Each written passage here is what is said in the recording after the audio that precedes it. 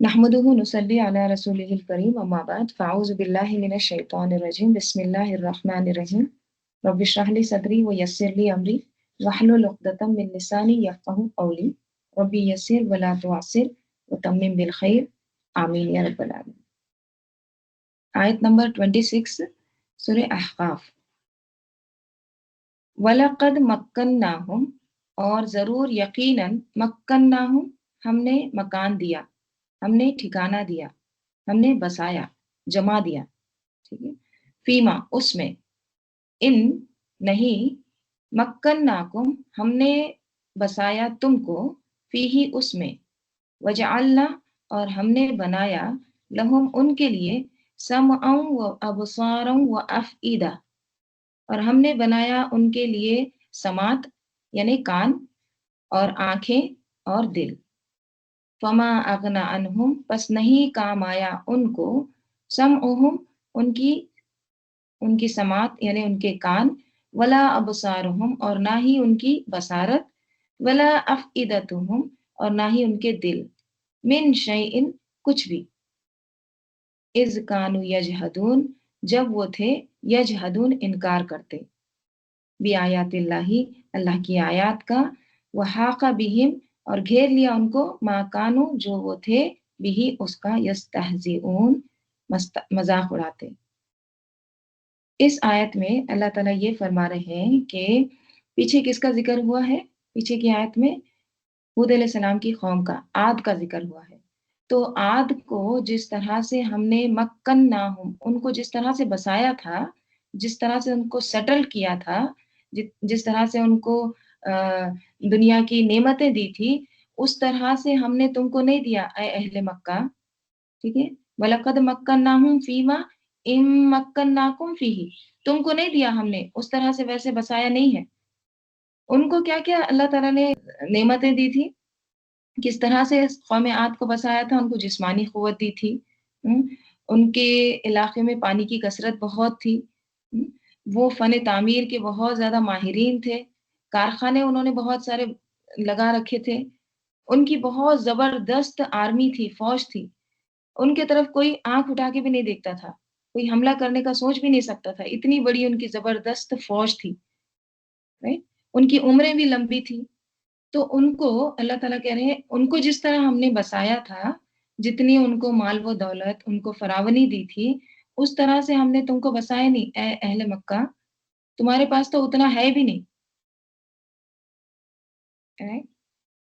ہر لحاظ سے وہ طاقتور قوم تھی، مضبوط قوم تھی. ان کو پھر اللہ تعالیٰ کہہ رہے ہیں ان کو ہم نے سمعن ان کو ہم نے سماعت دی تھی، کان دیے تھے، وہ ابصارن اور ان کو آنکھیں دی، وہ افئدتن اور ان کو دل بھی دیے تھے.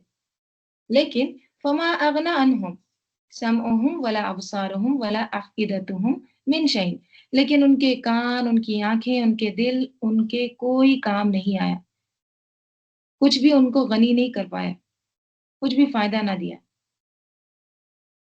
کیوں کام نہیں آیا ان کے؟ اب آپ دیکھیے، ان آنکھوں سے، کانوں سے، دلوں سے انہوں نے صرف دنیا بنائی تھی، وہ اللہ کو نہیں پہچانتے تھے، وہ ہمیشہ کی جو زندگی ہے اس کو بھول گئے تھے، آخرت کو بھول گئے تھے. تو پھر انہوں نے ان چیزوں کا صحیح استعمال نہیں کیا. دیکھیے اس میں ہمارے لیے بہت بڑا سبق ہے، اور وہ کیا ہے؟ اگر ہم اپنے کان، آنکھیں، دل اس کام کے لیے استعمال نہیں کرتے تو بھلے ہی ہم دنیاوی اعتبار سے کتنے بھی آگے ہوں، سب بیکار ہے، کچھ بھی فائدہ مند نہیں. فما اغنا انسان کی سب سے بڑی بیوقوفی یہ ہے کہ عقل رکھتے ہوئے، کان رکھتے ہوئے جو ختم ہونے والا ہے اس کے لیے غم کرتا ہے، اور جو ہمیشہ باقی رہنے والا ہے اس کے لیے کبھی سوچنے کی زحمت بھی نہیں کرتا، کبھی خیال بھی نہیں گزرتا، اس کے لیے تیاری کوشش بھی نہیں کرتا ہے. اسی لیے اللہ تعالیٰ کہہ رہے ہیں وَجَعَلْنَا لَهُمْ سَمْعًا وَأَبْصَارًا وَأَفْئِدَةً فَمَا أَغْنَىٰ عَنْهُمْ سَمْعُهُمْ وَلَا أَبْصَارُهُمْ وَلَا أَفْئِدَتُهُمْ مِنْ شَيْءٍ کچھ بھی نہیں، ان کے کچھ کام نہیں آئے. حالانکہ انہوں نے اتنا کچھ بنایا تھا، باغات بنائے تھے، آرمیز لگائے تھے، right؟ ان کی ایک دم شدید پکڑنے والے سخت قسم کے جنگجو لوگ تھے، جسمانی اعتبار سے انتہائی مضبوط فٹ لوگ تھے، بڑے بڑے فیکٹریز انہوں نے لگائے تھے، لیکن کچھ بھی ان کے کام نہیں آئے۔ ان کا جو ذہانت تھا، ان کا جو ٹیلنٹ تھا، ان کا انٹلیکٹ جو تھا، ان کو کچھ بھی فائدہ نہ دے پایا، ان کی سب سمجھداری بیکار گئی۔ تو اصل سمجھدار کون ہے؟ اصل عقل مند کون ہے؟ جو صرف انہی چیزوں کے اوپر ساری عقل ضائع کر دے اور انہی چیزوں کے پیچھے ایک طرح سے اپنی زندگی کھپا دے کہ میں سب سے عقل مند ہوں، دیکھو میں نے کیا کیا بنائے ہیں۔ نہیں، ذرا ہم سوچیں اپنی پچھلی لائف کو، آج سے 10 سال پہلے یا 15 سال پہلے جو چیزیں اس وقت ہمارے لیے بہت قیمتی تھی، آج ان کی ہمارے پاس کیا اہمیت ہے نا؟ جو کپڑے، جو چیزیں ہم 10 سال پہلے، 15 سال پہلے ہمارے لیے بہت قیمتی تھی، آج کیا ہے ان کی حیثیت؟ شادی کے کپڑے کتنے قیمتی لیتے ہیں، ہے نا؟ 2 سال میں سب چھوٹے ہو جاتے ہیں، زیورات کے ڈیزائنز چینج ہو جاتے ہیں، اتنے خوشی سے لیتے ہیں، ہے نا؟ وہی زیورات کو اب دیکھ کے کہتے ہیں اچھا یہ پہنتے تھے، ہم خود ہی ہنستے اس پر۔ پھر کچھ 2 سال بعد، چند سال بعد، آج جو پہن رہے ہیں، آج ہمارے لیے جو قیمتی ہے وہ بھی ایسی ہو جائیں گی، پھر اس پر ہنسیں گے۔ تو آخرت میں جا کے انسان کو بھی یہی لگے گا کہ ہم کتنے پاگل تھے، کن چیزوں پر مر رہے تھے، کن چیزوں کے پیچھے زندگی گنوا رہے تھے، کن کے پیچھے پریشان ہو رہے تھے۔ یہ حقیر سی چیزیں، کچھ بھی اہمیت نہیں ہے ان کی۔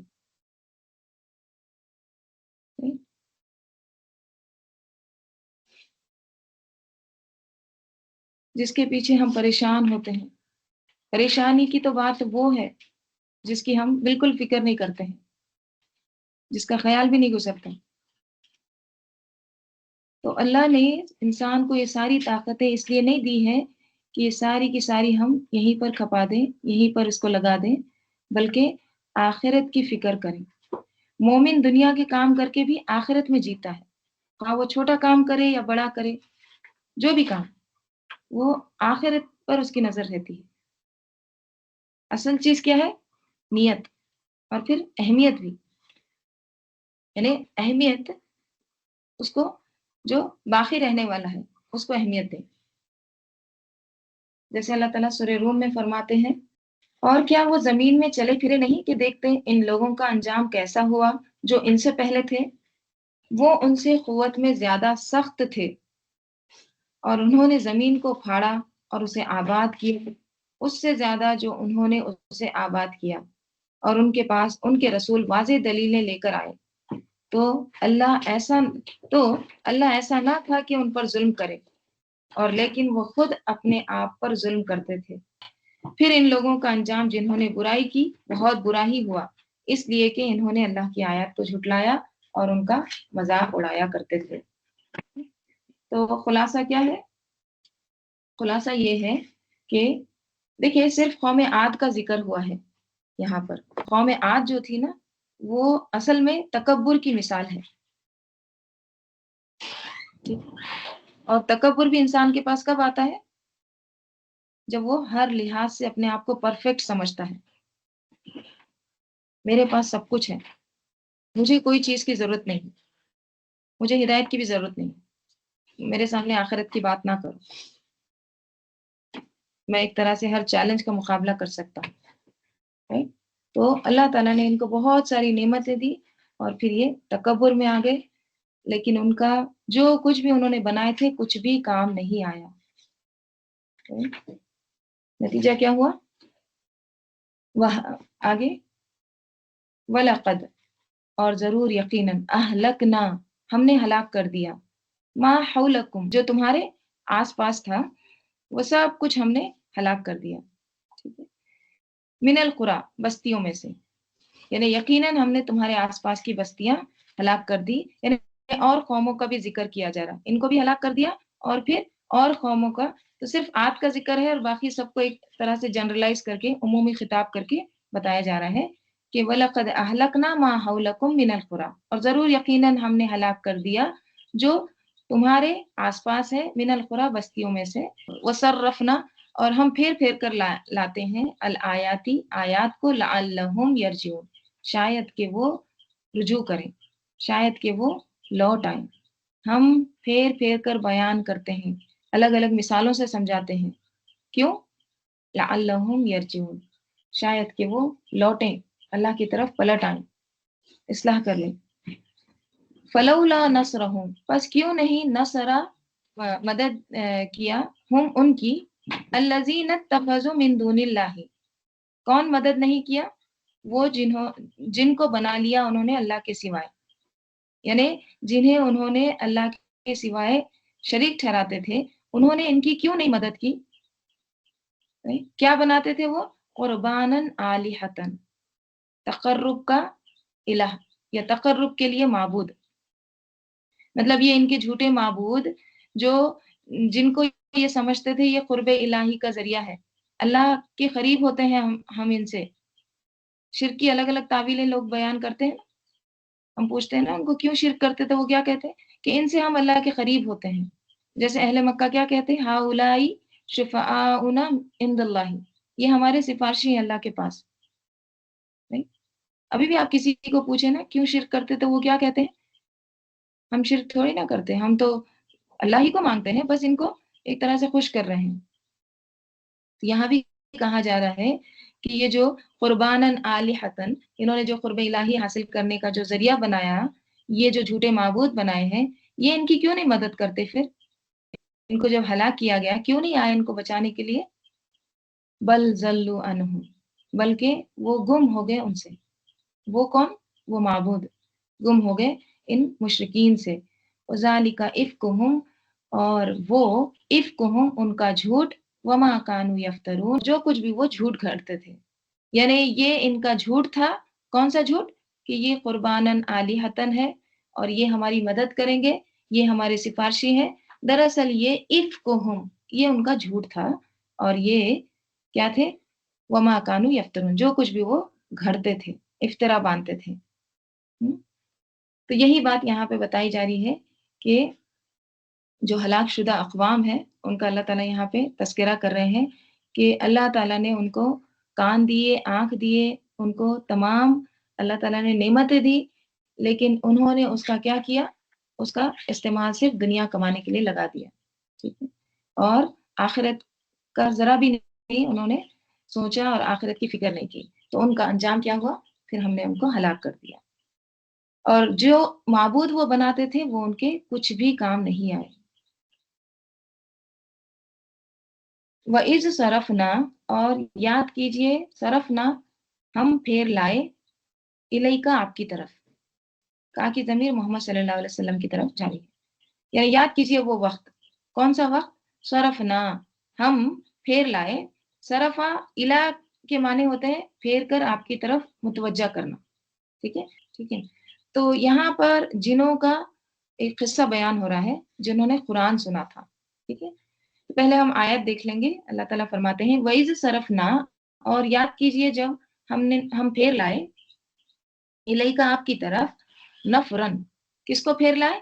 ایک گروہ کو، نفر کہتے ہیں 10 سے کم کی جماعت کو، یعنی ایسا گروپ جو 7 سے 9 کے درمیان ہو، ٹھیک ہے، اور 10 سے کم ہو، اور اس سے مراد یہ بھی لیا جاتا ہے کہ جس میں صرف میل ہو، صرف مرد ہو، ٹھیک ہے، تو اللہ تعالیٰ کہہ رہے ہیں ہم نے ایک جماعت کو آپ کی طرف متوجہ کیا، اور وہ کس میں سے تھی جماعت؟ من الجنی، جنوں میں سے تھی، یستمعون القرآن، وہ یستمعون غور سے سن رہے تھے، کس کو؟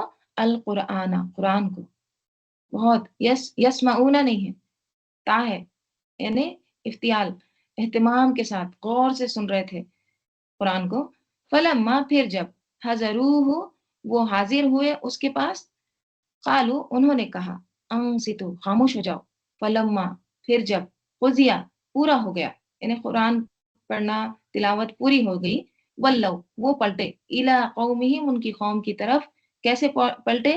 اس حال میں منذرین خبردار کرنے والے، انذار کرنے والے، وہ اپنی قوم میں جا کر پلٹے. یعنی جنوں کا گروہ گزر رہا تھا، آپ صلی اللہ علیہ وسلم بلند آواز میں تلاوت کر رہے تھے، تو پہلے وہ آپس میں بات چیت کر رہے تھے. جو ہی قرآن کی آواز کان میں پڑی، پہلی دفعہ کسی نے ان کو نہیں سمجھایا تھا، نہ ہی کسی نے کوئی تاکید کی تھی ان کو، فطرت کی آواز تھی.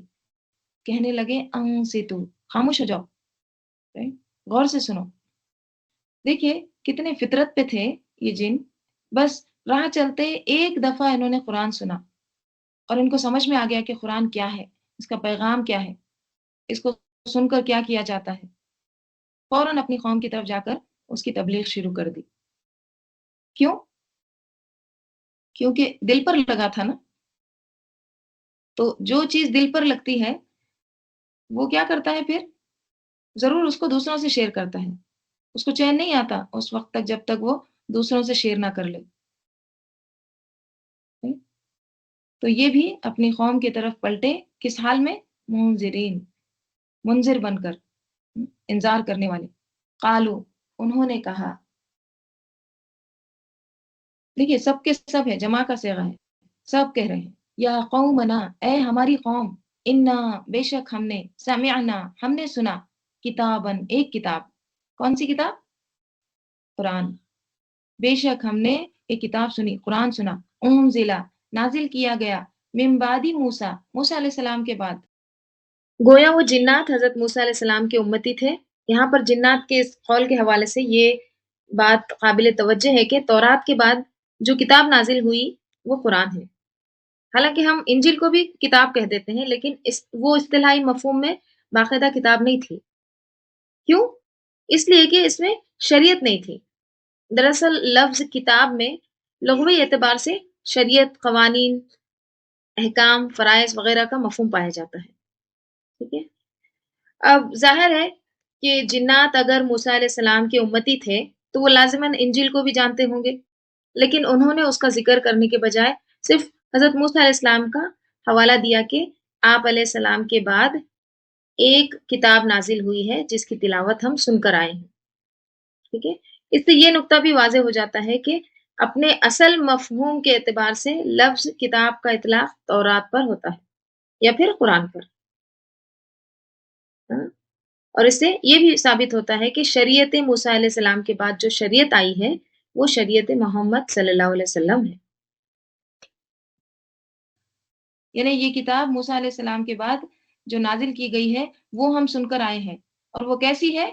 مصدقا لما بین یدیہ، تصدیق کرتی ہے جو اس کے آگے ہے. یعنی ان کتابوں کی تصدیق کرتی ہے جو اس کے آگے، یعنی جو پہلے سے آ چکی ہیں، تورات کی، انجیل کی، وہ اس کی تصدیق کرنے والی ہے. یہدی، اور کیا کرتی ہے؟ رہنمائی کرتی ہے، الی الحق، حق کی طرف، وَإِلَى طَرِيقٍ مستقیم، اور سیدھے راستے کی طرف. یعنی یہ کتاب اپنے سے پہلے آئی ہوئی کتاب کی تصدیق کرتی ہے اور ہدایت کی رہنمائی کرتی ہے، سیدھا راستہ دکھاتی ہے. اِلَى طَرِيقٍ مستقیم، طریق راستے کو کہتے ہیں. تو ایک دفعہ قرآن سن کر قرآن کا ان کو مزاج سمجھ میں آ گیا کہ یہ کتاب کیا چیز ہے، اس کا پیغام کیا ہے، اس کا میسج کیا ہے، یہ کس لیے آئی ہے اور یہ کیا کرتی ہے. پھر کیا کہتے ہیں؟ یا قومنا، اے ہماری قوم، عجیبو، ریسپونڈ کرو، جواب دو، قبول کر لو. کس کو؟ داعی اللہ، اللہ کے داعی کو، اللہ کی طرف بلانے والی کی دعوت کو قبول کر لو، بات مان لو. وآمنو، اور ایمان لے آؤ، بھی اس پر، یعنی محمد صلی اللہ علیہ وسلم پر. یغفر، اس کا کیا ہوگا؟ وہ بخش دے گا، لکم، تمہارے لیے، من ذنوبکم، تمہارے گناہوں کو، ویجرکم، اور پناہ دے گا. یجر کیا ہوتا ہے؟ بچانے کے لیے بھی آتا ہے نا، اللہم اجرنا من النار، پناہ. جارا یجیرو، یا جار کہتے ہیں ہمسائے کو. ہمسایہ کیا ہوتا ہے؟ نیبر، پڑوسی. ہمسایہ کیا کرتا ہے؟ پناہ دیتا ہے نا، اس کے بازو میں ہی رہتے ہیں. تو یجرکم کے معنی کیا ہے؟ پناہ دینا یا پھر بچانا. وہ یجرکم من عذاب علیم، اور وہ بچا لے گا تم کو عذاب علیم سے، دردناک عذاب سے. یعنی اگر تم اللہ کی طرف بلانے والے یعنی محمد صلی اللہ علیہ وسلم کی بات کو مان جاؤ گے، ایمان لے آؤ گے اس پر، تو تمہارے پچھلے گناہ معاف ہو جائیں گے اور تمہیں دردناک عذاب سے اللہ تعالیٰ محفوظ رکھے گا. آگے کہتے ہیں وَمَن لَا يُجِبْ، اور جو لا یجب نہیں جواب دے گا، یعنی جو نہیں قبول کرے گا. کس کو؟ داعی اللہ، اللہ کے دائی کو، اللہ کے دائی کی بات کو جو قبول نہیں کرے گا. فَلَيْسَ، تو نہیں، بِمُعْجِزٍ، عاجز کرنے والا، فی الارض، زمین میں. یعنی کوئی بھی عاجز کرنے والا پھر نہیں ہوگا زمین میں. ٹھیک ہے، کس کو عاجز کرنے والا؟ اللہ کو. یعنی کوئی بھی اللہ کو ہرا نہیں سکتا، پھر عاجز نہیں کر سکتا. وَلَيْسَ لَهُ مِن دُونِهِ أَوْلِيَاءُ، اور نہیں اس کے لیے من دونه، اس کے علاوہ یعنی اللہ کے علاوہ کوئی اولیاء، کوئی اس کے مددگار حمایتی بھی نہیں ہوں گے. اولئک فی ضلال مبین، یہی وہ لوگ ہیں، کیسے ہیں؟ کھلی گمراہی میں. یعنی جو دائی الی اللہ کی بات نہیں مانے گا، right؟ جو ملا یجب، جو قبول نہیں کرے گا، تو وہ اللہ کی بات نہیں مانے گا، کیونکہ رسول کی اطاعت اللہ ہی کی اطاعت ہے دراصل. اور جو اللہ کی بات نہ مانے وہ اللہ کا مقابلہ نہیں کر سکتا، کہ جب اللہ پکڑنے لگے اس کو تو وہ کہیں بھاگ کے نہیں جا سکتا، اور اللہ کو چھوڑ کر اس کو کوئی پناہ نہیں دے سکتا. من دونہ اولیاء، تو یہی لوگ ہیں اصل گمراہی. اب یہاں پر قصہ کیا ہے؟ ٹھیک ہے، دیکھیے سورت کون سی ہے؟ مکی سورت ہے. اور مکی صورتوں میں بھی کون سی صورت ہے؟ آخری دور کی، بس اب ہجرت ہونے ہی والی ہے، رائٹ؟ تو آپ صلی اللہ علیہ وسلم طائف جاتے ہیں. طائف میں وہاں پر لوگوں کو دعوت دیتے ہیں اللہ کی طرف، لیکن کوئی ریسپونڈ نہیں کرتا ہے. ٹھیک ہے، تو آپ صلی اللہ علیہ وسلم طائف سے جب واپس ہوتے ہیں، ٹھیک ہے، اس وقت کا یہ واقعہ ہے. ٹھیک ہے، تو اب آپ سب کو پتا ہوں گے کہ طائف کے جو ایام تھے بہت زیادہ سخت ایام تھے، بہت تکلیف دہ ایام تھے، رائٹ؟ کیونکہ آپ صلی اللہ علیہ وسلم ایک طرف تو اہل طائف کے اس رویے سے بہت زیادہ غمزدہ تھے جو انہوں نے کیا تھا، رائٹ؟ اور دوسری طرف مکہ واپس جانے کے لیے بھی حالات سازگار نہیں تھے. ابو طالب کا انتقال ہو چکا تھا، رائٹ؟ ان کا ایک سپورٹ تھا نا آپ صلی اللہ علیہ وسلم کو، جب تک وہ زندہ تھے کوئی آپ صلی اللہ علیہ وسلم کو تکلیف نہیں دیتا تھا، right؟ تو اب ان کا بھی انتقال ہو چکا تھا، تو وہاں بھی حالات سازگار نہیں تھے مکہ میں. تو اس صورتحال میں آپ صلی اللہ علیہ وسلم نے کیا کیا؟ چند دن وادی نخلا میں قیام کیا. ٹھیک ہے، طائف سے آتے ہوئے ایک وادی ہے، ویلی ہے نخلا، تو وہاں پر آپ نے قیام فرمایا تھا. تو وہاں ایک دن آپ صلی اللہ علیہ وسلم فجر کی نماز ادا کر رہے تھے. ٹھیک ہے، تو جنوں کی ایک جماعت کا وہاں سے گزر ہوا. ٹھیک ہے، اس نماز میں آپ صلی اللہ علیہ وسلم امام تھے اور مقتدی کون تھے؟ زید بن حارث رضی اللہ عنہ. تو جب وہ طویل قرات ہو رہی تھی تو وہاں سے پھر کیا ہوا؟ جنوں کا گزر ہوا. ٹھیک ہے، جیسی قرات ختم ہوئی تو ان جنوں کی لائف چینج ہو گئی، ان کی دنیا ہی بدل چکی تھی. وہ سب کے سب ایمان لے آئے تھے. ٹھیک ہے، وہ صرف ایمان نہیں لائے بلکہ اپنی قوم میں جا کے انہوں نے فوراً تبلیغ بھی شروع کر دی. تو یہاں پر یہ بتایا جا رہا ہے کہ ایک گروہ انکار کر رہا ہے طائف کا، جھٹلا رہا ہے، ریجیکٹ کر رہا ہے، اور دوسری طرف ایک دوسرا گروہ، ٹھیک ہے، جو نظر بھی نہیں آ رہا ہے، وہ اسے قبول کر رہا ہے. جس کو براہ راست دعوت دی گئی ڈائریکٹلی، انہوں نے مان کر نہیں دیا، لیکن جو دعوت اخلاص کے ساتھ دی جاتی ہے نا، وہ یاد رکھیے کبھی ضائع نہیں جاتی. آپ صلی اللہ علیہ وسلم قرآن پڑھ رہے ہیں، اپنے لیے پڑھ رہے ہیں، تبلیغ نہیں بھی کر رہے تھے، لیکن آپ کا یہ پڑھنا انڈائریکٹلی کسی اور کے ایمان لانے کا ذریعہ بن گیا، اس کی ہدایت کا ذریعہ بن گیا. اس سے ہمیں کیا سبق ملتا ہے؟ آپ نہیں جانتے کہ کوئی کوشش آپ سچے دل سے کرتے ہیں تو وہ کس طرح دوسروں کو فائدہ دیتی ہے، اور بظاہر جن کو آپ بات کر رہے ہیں، ہو سکتا ہے وہ آپ کی بات انکار کر رہے ہیں، ریجیکٹ کر رہے ہیں، لیکن کوئی دوسرا بھی اس کی بات سے متاثر ہو سکتا ہے، وہ بھی مان سکتا ہے۔ جیسے فرعون کے دربار میں موسیٰ علیہ السلام دعوت دے رہے ہیں، ہاں، وہ نہیں مان رہا ہے، قارون نہیں مان رہا ہے، یہ لوگ نہیں مان رہے تھے، رائٹ؟ لیکن رجل مومن ایمان لے آیا۔ اسی طرح سورہ یاسین میں ہم پڑھ چکے، ایک قوم کی طرف جو پیغمبر بھیجے گئے تھے نا، ایک کے بعد دیگرے 3 پیغمبر آئے، لیکن وہ ساری قوم نے نہیں مانا، لیکن ان کی بات سن کر دور دراز انڈائریکٹلی دور کے ایک علاقے میں من اقصى المدینتی ایک شخص دوڑتا ہوا آ گیا اور وہ ایمان لے آیا۔ تو اس سے کیا سبق ملتا ہے؟ انسان کو کوشش جاری رکھنا چاہیے، اور خصوصاً لوگوں کو اللہ کی طرف بلانے کی۔ آپ کو نہیں معلوم کہ کس وقت کس شخص کے دل پر کون سی بات اثر کر جائے اور وہ اس کی ہدایت کا ذریعہ بن جائے، کیونکہ دیکھیے اللہ تعالیٰ کسی کی بھی کوشش کو ضائع نہیں کرتا۔ یہ الگ بات ہے کہ ہماری آنکھیں ان نتائج کو نہیں دیکھ پاتی ہے، رائٹ؟ یا وہ کوشش ہمارے سامنے ایک طرح سے باور نہیں ہوتی ہے، رائٹ؟ لیکن اللہ تعالیٰ کسی کی بھی کوشش کو ضائع نہیں کرتا۔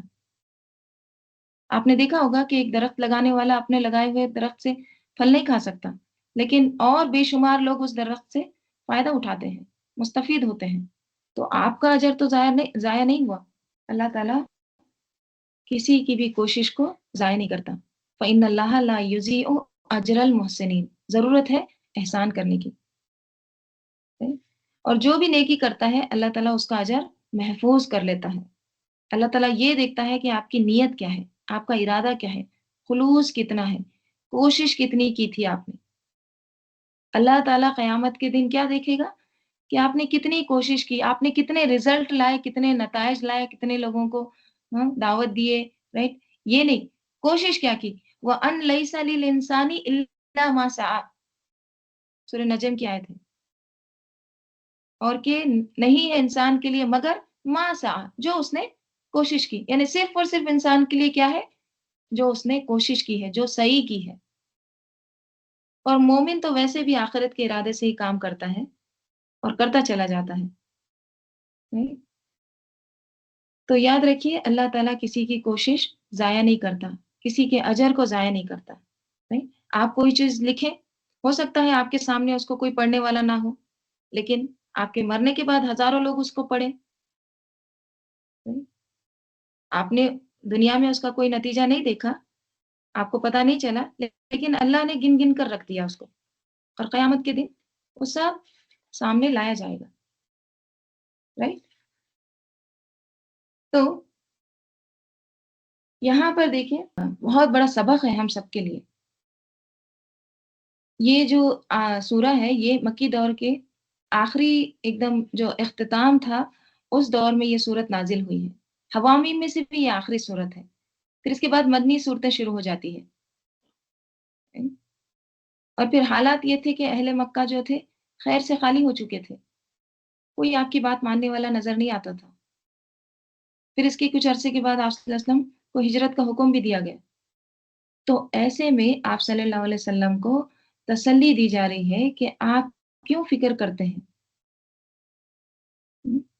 کہ اہل طائف میں سے کوئی ایک نہیں مانا، لیکن اللہ تعالیٰ نے وحی کے ذریعے آپ کو بتا دیا کہ آپ قرآن پڑھ رہے تھے، ہم نے جنوں کے ایک گروہ کو آپ کی طرف متوجہ کر دیا، انہوں نے قرآن سنا، right؟ وہ ایمان لے آئے، اور نہ صرف وہ قبول کیے بلکہ آپ کا پیغام لے کر اپنی قوم کے پاس گئے اور ان کی ہدایت کا ذریعہ بن گئے۔ کام تو ہو گیا نا؟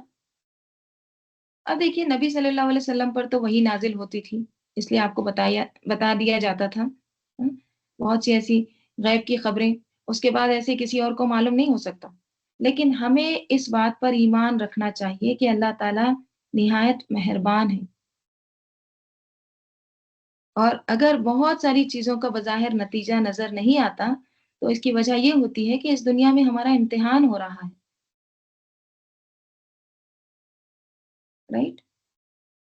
تو نبی صلی اللہ علیہ وسلم کی مثال دے کر ہمیں بھی تسلی دی جا رہی ہے اور یہ بتایا جا رہا ہے کہ آپ کی کوششیں کبھی بھی ضائع نہیں ہوتی، ٹھیک ہے؟ کوئی نہ کوئی اس کو کہیں نہ کہیں اس کا اثر لے رہا ہے، ہم سب کے لیے اس میں سبق ہے۔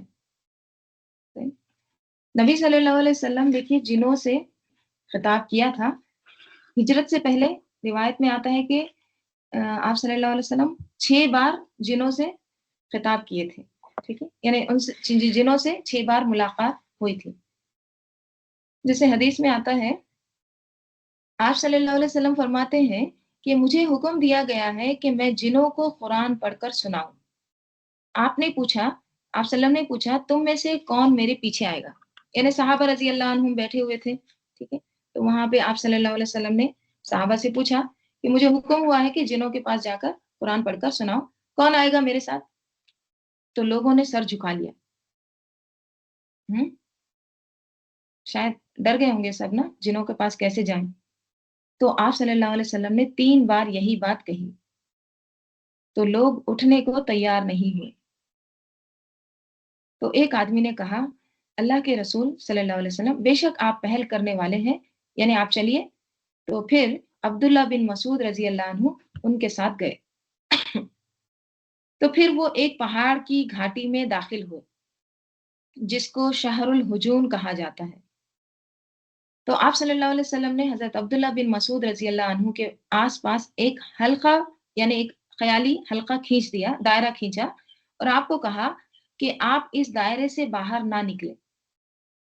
تو عبداللہ بن مسعود رضی اللہ عنہ کہتے ہیں کہ وہ جنات میرے اوپر اترنے لگے اور مجھے گدھوں کے مانند لشکر کی صورت میں کچھ چلتا ہوا دکھائی دیا۔ میں نے ملی جلی آوازوں کا بہت شور سنا، تو مجھے نبی صلی اللہ علیہ وسلم کے بارے میں خوف لاحق ہوا۔ پھر آپ صلی اللہ علیہ وسلم نے قرآن کی تلاوت کی۔ جب اللہ کے نبی واپس آئے تو میں نے کہا، اللہ کے نبی وہ آوازوں کا شور کیسا تھا جو میں نے سنا؟ تو آپ صلی اللہ علیہ وسلم نے فرمایا، وہ ایک مقتول آدمی کے سلسلے میں میرے پاس اکٹھے ہوئے تھے، مقتول جس کا قتل ہوا، جو ان میں قتل ہو گیا تھا، تو میں نے ان کے درمیان حق کے ساتھ فیصلہ کیا، ٹھیک ہے؟ اسی طرح ایک اور حدیث میں آتا ہے، جنات کا ایک دائی آپ صلی اللہ علیہ وسلم کے پاس آیا، ان کا بھی دائی دعوت دینے والا، آپ صلی اللہ علیہ وسلم کو ساتھ لے کر گیا اور آپ نے پھر قرآن سنایا، ٹھیک ہے؟ تو نبی صلی اللہ علیہ وسلم کی رسالت صرف انسانوں کے لیے ہی نہیں بلکہ جنوں کے لیے بھی ہے، وما ارسلناک الا رحمتا للعالمین، right؟ تو آپ صلی اللہ علیہ وسلم جنوں کو بھی قرآن پڑھ کر سناتے تھے، اوکے؟ ان کو بھی دعوت و تبلیغ ان کے سامنے بھی کرتے تھے۔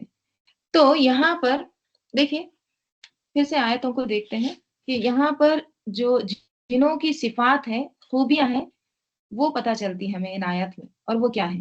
وَإِذْ صَرَفْنَا، اور جب ہم پھیر لائے الیکا آپ کی طرف نفرن ایک گروہ کو، یعنی آپ صلی اللہ علیہ وسلم آپ کی طرف ہم نے متوجہ کیا، ہم پھیر لائے، ٹھیک ہے؟ کس کو؟ جنوں کے ایک من الجنی، جنوں کے ایک گروہ کو، اور وہ کیسے تھے؟ یستمعون القرآن، وہ غور سے سن رہے تھے قرآن کو۔ تو اس سے کیا پتہ چلتا ہے؟ پہلی صفت کیا ہے؟ سمعنا واطعنا، سنا انہوں نے، اور کیسے سنا؟ غور سے سنا، متوجہ ہو کر، ایسی نہیں جو کان میں پڑ رہی ہے بات۔ پھر کیا ہوا؟ فلما، پھر جب حضروہ، وہ سب حاضر ہوئے، حاضری دی انہوں نے، اٹینڈنس ہے ان کی دل و دماغ کے ساتھ۔ تیسری صفت کیا ہے؟ قالو، نے کہا انصتو، خاموش ہو جاؤ، قرآن چل رہا ہے، خاموش ہو جاؤ۔ 25 پارے پڑھ کر بھی ہم خاموش نہیں ہوتے، لیکن انہوں نے ایک دفعہ قرآن سنا اور کیا ہوئے؟ خاموش ہو گئے، خاموش کر رہے بھی دوسروں کو، چپ ہو جاؤ۔ انصتو میں نا ایک تو سکوت بھی آتا ہے، خاموشی بھی آتی ہے، اور دوسری چیز آتی ہے سننا، اوکے؟ سکوت و سماع، یہ دونوں چیزیں آتی ہیں انصتو میں۔ فلما قضیٰ، پھر جب پورا ہو گیا، ولو، پھر وہ پلٹے الی قومہ منذرین، اپنی قوم کی طرف انذار کرنے کے لیے منذرین بن کر تبلیغ شروع کر دی، انہیں پیغام آگے پہنچانا شروع کر دیا۔ ہم کیا کہتے ہیں؟ ابھی تو میں پرفیکٹ نہیں بنی، ابھی میں علامہ عالمہ نہیں بنی ہوں۔ معلوم نہیں وہ دن کب آئے گا جب کوئی اپنے آپ کو عالم کہہ سکے۔ جو واقعی علم کی قدر پہچانتے ہیں وہ اپنے آپ کو کبھی بھی عالم نہیں کہتے اور نہ سمجھتے ہیں، وہ ہمیشہ ساری زندگی طالب علم ہی رہنا پسند کرتے ہیں۔ اور اس سے بڑی سعادت کوئی ہے بھی نہیں کہ کوئی انسان اپنے آپ کو طالب علم سمجھے، اسٹوڈنٹ سمجھے، اور اس سے بڑی بدقسمتی کوئی نہیں کہ انسان اپنے آپ کو طالب علم نہ کہے، کیونکہ جتنا اعزاز اکرام طالب علم کا ہے کہ فرشتے اس کے راستے میں اپنے پر بچھاتے ہیں، اور جب وہ پڑھنے بیٹھ جاتا تو اس کے اوپر سایہ کرتے ہیں، وہ ان کے احترام میں ٹھہر جاتے ہیں۔ اس سے بڑی سعادت کیا ہوگی؟ کوئی معمولی رتبہ ہے لیکن یہ اس کو ملتا ہے جو علم حاصل کرنے کی نیت لے کے گھر سے نکلے، ہم؟ جو یہ نیت سے خالی ہے کہ میں کچھ سیکھنے جا رہا ہوں، تو اس کے لیے بشارتیں نہیں ہیں، یہ خوشخبریاں نہیں ہیں۔ تو ہم سب کو ہمیشہ اپنی نیت کی تجدید کرنے کی ضرورت ہے، نیت کو تازہ کرنے کی ضرورت ہے، ریوائیو کرنے کی ضرورت ہے کہ میں کیوں سیکھ رہی ہوں، میں کیوں اٹھ رہی ہوں، کیوں جاگ رہی ہوں، رائٹ؟ ہمارے لیے تو کوئی سفر کرنا نہیں ہے، ہمارے لیے کیا ہے؟ بس آن لائن اللہ کی اتنی بڑی نعمت دی ہے اللہ تعالیٰ نے، گھر بیٹھے ہم کو علم مل رہا، لیکن اس کے لیے بھی ہم کو وقت نہیں رہتا، مصروف ہے۔ اور یاد رکھیے متکبر شخص کبھی بھی علم حاصل نہیں کر سکتا، right؟ جس کے دل میں کبر ہو، تکبر ہو، وہ کبھی بھی علم حاصل نہیں کرتا۔ العلم یزیع بین الحیاء والکبر، right؟ علم ضائع ہو جاتا ہے کس سے؟ حیا سے اور کبر سے۔ یعنی اگر کچھ آپ کو پوچھنا ہے اور آپ حیا کر رہے ہیں تو اس سے بھی آپ کا علم ضائع ہو رہا ہے، آپ کو علم نہیں مل رہا ہے۔ دوسری چیز کبر سے، کبر سے بھی علم ضائع ہو جاتا ہے، تکبر سے۔ جب انسان یہ سمجھتا ہے کہ میں اس سے بالا ہوں، بہت بلند ہوں، میں مجھے اس کی ضرورت نہیں ہے، یہ تو مجھے پہلے سے ہی پتا ہے، رائٹ؟ تو پھر ایسا شخص پوری طرح کچھ لے بھی نہیں سکتا۔ دیکھیے ایک وہ شخص ہوتا ہے نا جو پیاسا ہوتا ہے، اس کے پانی پینے کا انداز کچھ اور ہوتا ہے، وہ پانی پینے میں کس طرح مگن ہوتا ہے نا۔ اور ایک وہ شخص ہوتا ہے جس کو پیاس نہیں ہے، آپ اس کے سامنے بہترین قسم کے ڈرنک لا کے رکھ دیں، وہ اس کی طرف نظر اٹھا کے بھی نہیں دیکھے گا۔ کیوں؟ کیونکہ اس کو پیاس ہی نہیں ہے، اس کو طلب ہی نہیں ہے، right؟ جیسے بھوکے شخص کا کھانا کھانے کا انداز اور ایک پیٹ بھرے ہوئے انسان کا کھانا کھانے کا انداز دیکھیں آپ، فرق ہوتا ہے نا۔ تو جو سچا طالب ہوتا ہے، جو واقعی علم کا پیاسا ہوتا ہے، right؟ جو علم لینے کے لیے 100% علم کے لیے وہ جاگتا ہے، سفر کرتا ہے، وہی دراصل فیض اٹھاتا ہے اور وہی فیض پہنچاتا بھی ہے، right؟ جو پوری طرح متوجہ ہوتا ہے، پوری بات لیتا ہے، پھر اس کو دینے کے بھی قابل ہوتا ہے۔ یہاں پر آپ دیکھیے صرفنا الی کا پوری طرح متوجہ ہے، پوری توجہ کی بات ہے یہاں پہ، right؟ پھر فلما حضروہ، پوری طرح سے حاضری دی۔ حاضری صرف اٹینڈنس کی نہیں ہے، اصل حاضری دل اور دماغ کی حاضری ہے۔ یہ نہیں کہ کلاس میں بیٹھے ہیں اور دل دماغ کہیں اور ہے، کئی اور سوچ فکر غم وہ آپ کو کھائی جا رہی ہے، اور اس انتظار میں ہے کہ کب یہ ختم ہو تو جان چھوٹے۔ فلما حضروہ، دل کی حضوری، ذہن بھی حاضر ہے، یکسوئی ہے، توجہ ہے، پوری کی پوری دلچسپی اس کے اندر ہے۔ جو ایسا شخص ہوتا ہے نا جو واقعی سننا چاہتا ہے، پھر اس کو تھوڑا سا بھی شور ڈسٹربنس اچھا نہیں لگتا، وہی یہ کہہ سکتا ہے انصتو، چپ ہو جاؤ۔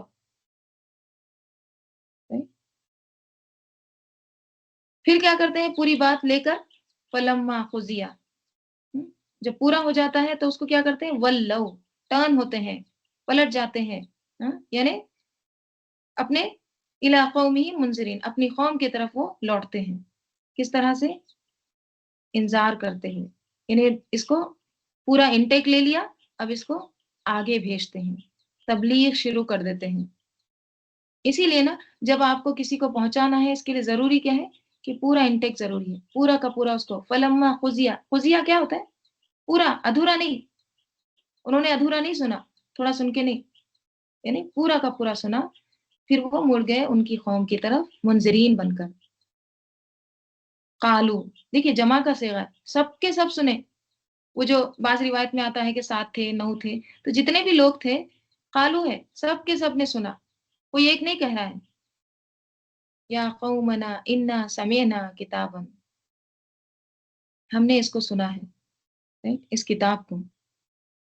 इससे एक और बात ये भी पता चलती है, उन्होंने जो सुना था वही आगे जाकर बताया, राइट? तो गोया तबलीग के लिए जो नबी सल्लल्लाहु अलैहि वसल्लम का तरीका था, क्या था नबी सल्लल्लाहु अलैहि वसल्लम का तरीका? आप सल्लल्लाहु अलैहि वसल्लम कुरान सुनाते थे। यानी आप सल्लल्लाहु अलैहि वसल्लम मक्का में भी लोगों को अल्लाह की तरफ कैसे बुलाते थे? कुरान सुनाते थे उनको। मदीना जाकर भी कुरान ही सुनाते थे। जिन्हों को भी आप देखिए हर वाक़े में क्या सुनाया गया? कुरान सुनाया गया। तो अगर किसी को कुरान ना आता है, कुरान नहीं जानते हैं, तो कुरान के बगैर तबलीग अधूरी है।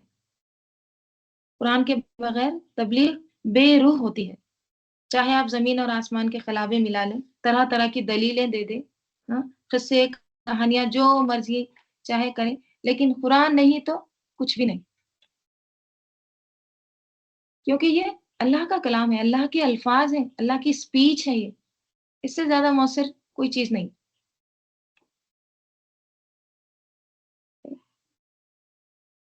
सूरह जिन में भी आता है कि ऐ पैगंबर, लोगों से कह दो कि मेरे पास वही आई है कि जिनों की एक जमात ने इस किताब को सुना, तो कहने लगे कि हमने एक अजीब कुरान सुना, जो भलाई का रास्ता बताता है, सो हम इस पर ईमान ले आए और हम अपने परवरदिगार के साथ किसी को शरीक नहीं बनाएँगे।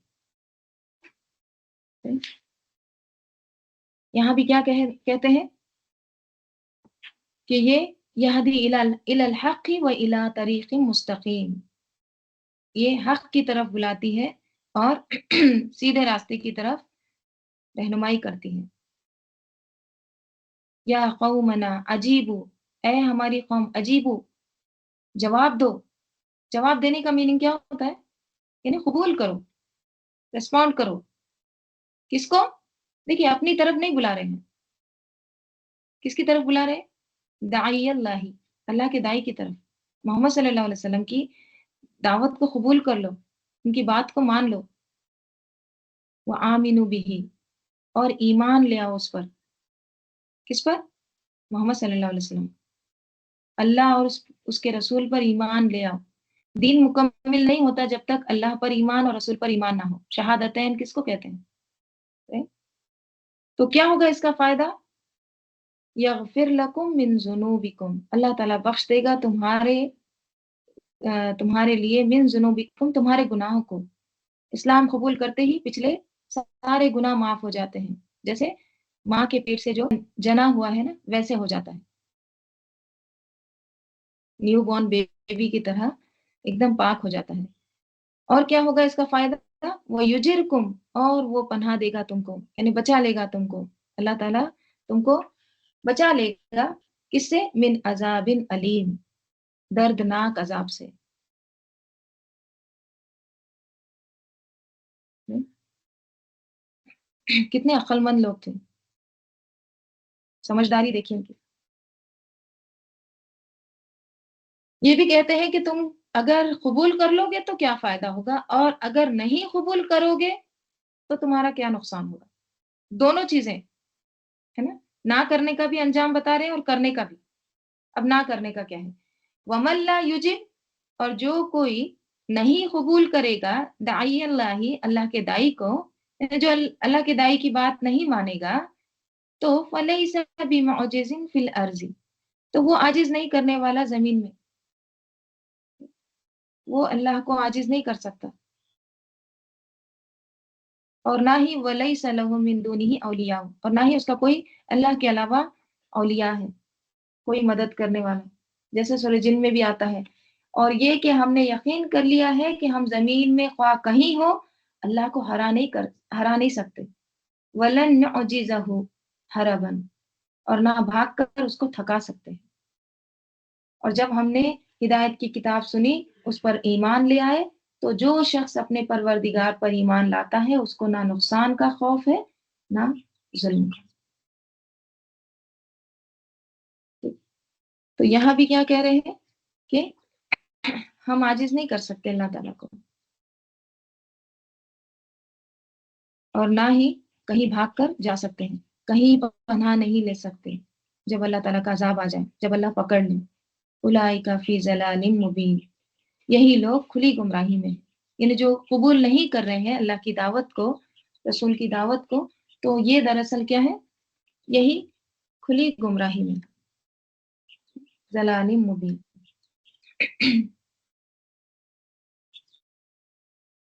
تو کیا پتہ چلتا ہے اس سے؟ دیکھیے، ہم لوگ الحمدللہ جتنا بھی ہم علم حاصل کرتے ہیں، تو ہمارے لیے یہاں پر یہ سبق ہے کہ کیا ہم اس کو دوسروں تک پہنچاتے ہیں، کیونکہ ہمارے خاندان میں بھی بہت سارے لوگ ایسے ہیں، مسلمانوں میں خود، جو شرک کرتے ہیں، جانتے پڑھتے علم رکھتے ہوئے بھی۔ تو کیا ہم ان تک یہ میسج پہنچاتے ہیں؟ ہم لوگوں کو اللہ کی طرف کیوں نہیں بلاتے؟ اصل میں نا ہم اللہ کی طرف اس لیے بھی نہیں بلاتے کہ ہمیں نا لوگوں کی پرواہ نہیں ہے، ہم کو کیا کرنا، جانے دو، جو کر رہے ہیں کرو، ہے نا؟ ہم کو ان کی فکر نہیں ہوتی، ہم کو پرواہ نہیں ہوتی۔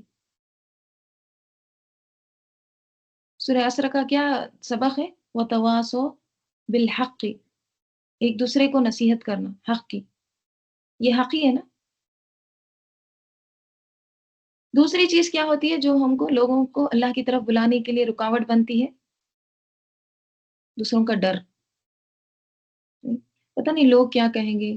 اور دیکھیے اللہ تعالیٰ ہم کو اتنے مواقع دیتا ہے، اتنی اپورچونیٹیز دیتا ہے، right؟ کئی بار ایسے مواقع آتے ہیں کہ ہم ان کو بات پہنچا سکتے ہیں، right؟ ہمارے کلیگس ہوتے ہیں، نان مسلمس ہوتے ہیں، لیکن ہم کام نہیں کرتے۔ ہم کیا سوچتے، پتہ نہیں کیا بولیں گے، یہ کیا مطلب ملانی بن گئی ہے، right؟ یہ ایسے کیوں ٹاپک دوسرا چھیڑ دی ہے۔ دیکھیے سب سے بہترین جو ہمیں آپ صلی اللہ علیہ وسلم کی سنت مسنون جو طریقہ ملتا ہے، قرآن پہنچانا۔ قرآن سے بڑھ کر کوئی چیز ہو ہی نہیں سکتی جو اثر کرے دلوں پر۔ تو جتنا ہمیں پتہ ہے، ضرور خواہ ایک آیت ہی کیوں نہ ہو، ضرور اس کو دوسروں تک پہنچانا چاہیے۔ اللہ تعالی ہم سب کو عمل کی توفیق عطا فرمائے، آمین۔ اللہم صلی علی محمد وعلی آل محمد کما صلیت علی ابراہیم وعلی آل ابراہیم انک حمید مجید۔ اللہم بارک علی محمد وعلی آل محمد کما بارکت علی ابراہیم وعلی آل ابراہیم انک حمید مجید۔ اللہم آنس وحشتی فی قبری، اللہم ارحمنی بالقرآن العظیم واجعلہ لی اماما ونورا وہودا ورحمہ۔ اللہم ذکرنی منہ ما نسیت وعلمنی منہ ما جہلت وارزقنی تلاوتہ آناء اللیل وآناء النہار واجعلہ لی حجتا یا رب العالمین۔ سبحانک اللہم وبحمدک نشہد ان لا الہ الا انت نستغفرک ونتوب الیک۔ سبحان ربک رب العزت عما یصفون وسلام علی المرسلین والحمد للہ رب العالمین۔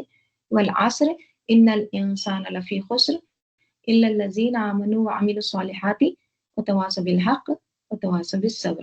السلام علیکم ورحمۃ اللہ وبرکاتہ۔ ربنا تقبل منا انك انت السميع العليم وتب علينا انك